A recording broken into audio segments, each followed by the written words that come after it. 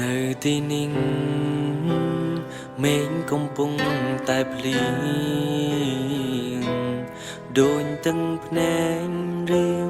ដែលហូរស្រក់ព្រោះនឹកជីវ៉ាតើពេលនេះ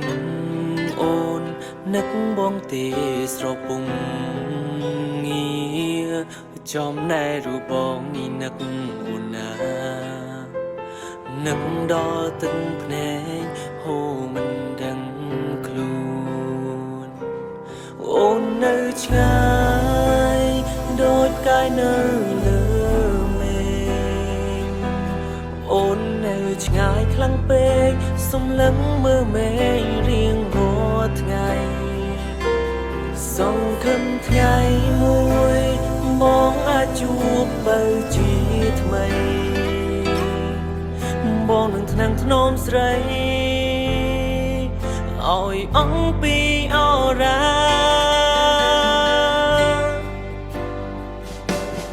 ជូនទាំងភ្នែកប្រាប់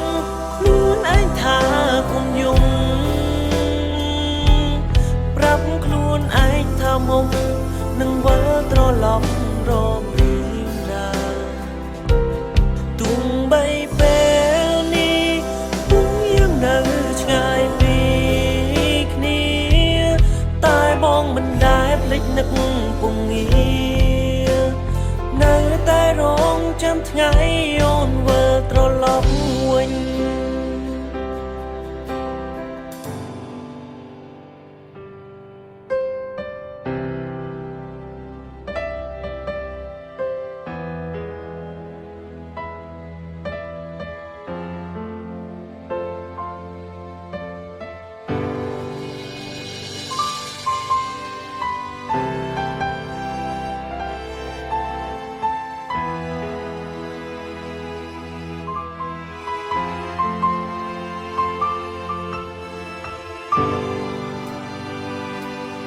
អូននៅឆ្ងា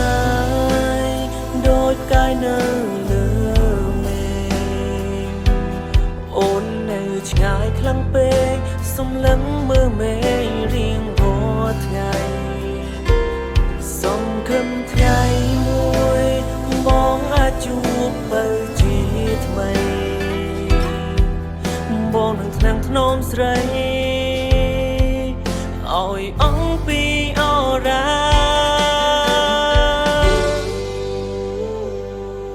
ជូនទាំងភ្នែកប្រាប់ខ្លួនឯងថាកុំយំប្រាប់ខ្លួនឯងថាមុំនឹងវិលត្រឡប់រកពីណាទុំបីពេលនេះពុំយើងនៅឆ្ងាយពីគ្នា